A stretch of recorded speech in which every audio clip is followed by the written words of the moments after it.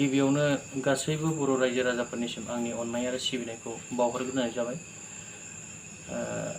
नै दिनै आरोबाव मोनसे गोदान खौरां लानानै फैदों।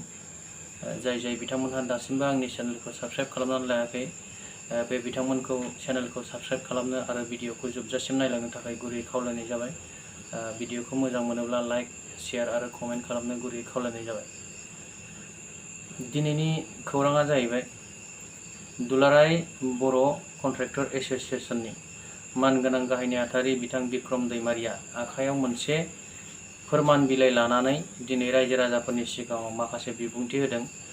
बेनिखायनो बे बिबुंथिनि गेजेरजों बिथाङा बर' रायजो राजाफोरनो मा फोरमायदों एसे गुवारै एबा नायनानै लानि दे। स्टेटनिफ्रायसो जों बिटिसिआ मोननांगौ, सेन्टारनिफ्रायसो जों बिटिसिआ मोननांगौ। जेरै दा 1500 करोड़ एकड़नि गेजेरजों फैसा मोननांगौ, दिनैसिम थाइसेबो गैया। बेखौसो जों मोननांगौ। जोंनिफ्राय मानो लांदों स्टेटआ आरो हरग्राया मानो हरदों? बे लेखाया आंनियाव दं, आं नोंथांमोननो होगोन। बे लेखाखौ मोननायनि कारना जाहैबाय थांनाय जुननि 9 तारिख बिथांमोना आसाम गभर्नमेन्ट आरो बिटिसि गभर्नमेन्ट मोनसे मिटिं जादों जे गोबां प्रपोजेलखौ बिथांमोना होदों आसाम गभर्नमेन्टनो। बेयावनो बिथांमोना बुंदों जे मिडियायाव एनडिपि खौ लानानै जोङो हेमन्त बिश्व शर्मा सारजों गोबां पजिटिभलि खोथा रायलायदों। हेमन्त बिश्व शर्मा सारा खोथा होदों जे केबिनेटआव डिसिसन लानानै एनडिपिनि समस्याखौ समाधान खालामनाय जागोन। भेरि गुड, बिराद खुसिनि बाथ्रा आरो जों गोजोननाय मोनदों, रायजोआ गोजोनदों। बे बाथ्राखौ नंमारगौना नंमारा, रायज्लायमारदोंना रायज्लायमाराखै, आं एजेन्डाखौ नागिरबाय। नाथाय आं दुखु मोनदों, बे एजेन्डायाव एनडिपि खौ लानानै रायलायनायनि जेबो एजेन्डा गैया आरो बेयाव जेबो एन्सारबो गैया। एजेन्डा गैयाबा एन्सारबो गैया। आलादा कपियाव दङब्ला बेखौ आं निमाहा बिदों, आरो जा कपिया दङब्ला नोंथांमोना बुंनाय बायदि जे केबिनेटआव रायलायनानै एनडिपिनि समस्याखौ समाधान खालामनाय जागोन, बिनि एन्सारखौ नोंथांमोना रायजोआ खालामनांगौ, रायजोआ गोजोननाय मोनगोन। जिहेतु केबिनेटआव रायलायनाय बे मिटिंआव रायज्लायनाय जिथु माइनसफोरखौ लेफ्ट साइडथिं गासैथिंबो एन्सार होनाय जाजोबदों। मोनफ्रोमनिबो प्रप'जेलखौ नेगेटिभआनो जा पजिटिभआनो जा नो एक्सनानो जा हेमन्त बिश्व शर्मा सारा एन्सार होजोबदों। बेयावथ' एनडिपिनि एन्साराबो थानांगौमोन, नेगेटिभ पजिटिभ। नाथाय नोंथांमोना खोथादोसो बुंदों। बिनिखायनो आं नागिरदों जे एजेन्डायाव दङना गैयामोन, नाथाय नाथिं गैया। दङब्ला आंखौ निमाहा खालाम आरो रायजोआ खालाम। दा गोबां प्रप'जेलखौ बिटिसिआ आसामनो होदों, नाथाय बे प्रप'जेलाव मा बुंजादों, मा लिरजादों, बिनि एन्सारा मा होजादों, नोंथांमोननि थाखाय आं मोनफ्रोमबो प्रप'जेलखौ आङो नोंथांमोननि निउसनि गेजेरजों देखायगोन। नोंथांमोना रायजोआ खालामनानै हो।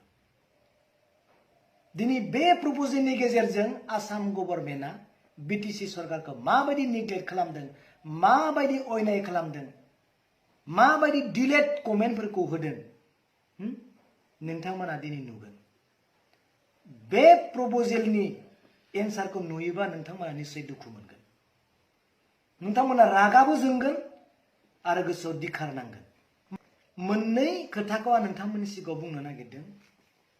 बिटिसिनिनो इएम मानगोनां रनजित बसुमतारिया जोंनि बिटिसिनि फरेस्ट डिपार्टमेन्टखौ बासायनो थाखाय, जोंनि फरेस्टफोरखौ प्रटेक्सन होनो थाखाय बिथाङा मोनसे मोजां आसनि लानायखौ जों खोनाबाय थादोंमोन बिथांनि खुगानिफ्राय, जे बड'लेण्ड फरेस्ट प्रटेक्सन फर्स बानायनानै एक्स एनडिपिफोरखौ एंगेज खालामनाय, बेकार सेंग्रा सिख्लाखौ एपइन्टमेन्ट होनाय, बे खोथाखौ रायजोनो बिथाङा खोथा होबोबाय थादोंमोन। बेबायदिनो खोथा होनाय बायदिनो गमामायै बिथाङा आसाम सरकारनो प्रप'जेलखौ होबाय। जोंनि बड'लेण्ड फरेस्ट प्रटेक्सन फर्सनि जिथु प्रजेक्ट, बेखौ नोंथांमोना एप्रुभ खालामनांगौ होननानै प्रप'जेल होदोंमोन। नाथाय दुखुनांथाव, बिथांनि प्रप'जेलनि एन्सारा नेगेटिभसो। आसाम सरकारासो बेयाव 3rd बेटालियनखौ हरनानै डाइरेक्ट कब्जा खालामनायनि खोथाखौ बिथांमोना बेयाव एन्सार होबाय। दिनै फेरेंगा सारनि साननाया मानो सिमां जाखो? बेथ' गाज्रिखौ सानाखैमोन।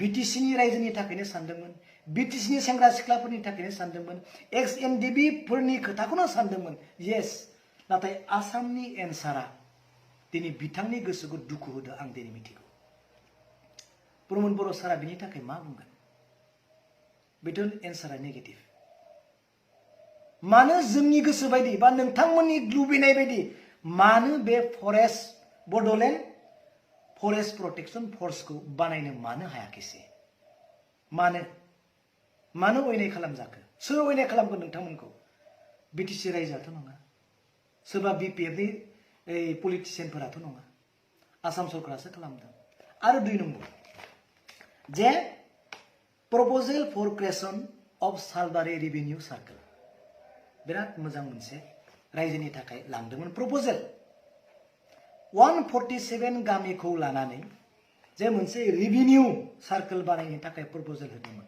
बिराद गुड मोजांमोन नाथाय एन्सारखौ मा होबाय नो एक्शन नो बेयाव जेबो मावनांगौ गैया दिनै बै 147 गामिया दिनै मा जाना थाखो जेबो गैया बेबायदि एन्सार दिनै आसामा UPPL गभर्नमेन्टनि जितु प्रपोजलखौ नो डिलेट खालामदों दिनै UPPL गभर्नमेन्टनो लाजिनांनायल' नङा बे गुट्टै बर' बा गुट्टै BTC रायजो राजानिनो मोनसे दुखु गोनां एन्सार दिनै रायजोआ बिनि थाखाय मा एन्सार होनांगौ नोंथांमोना रायजोनो फोरमायदो आरो गोबां प्रपोजलफोर दङ आं नोंथांमोननो होगोन डिलेट मावनांगौ जोंहा गैया जों बेखौ मावा जों बेखौ मावनो हाया एन्सारा बिदिनो दंजोबो हें खालामना दोननायनिल' एन्सार दिनै मानगोनां प्रमोद बर' बिथाङा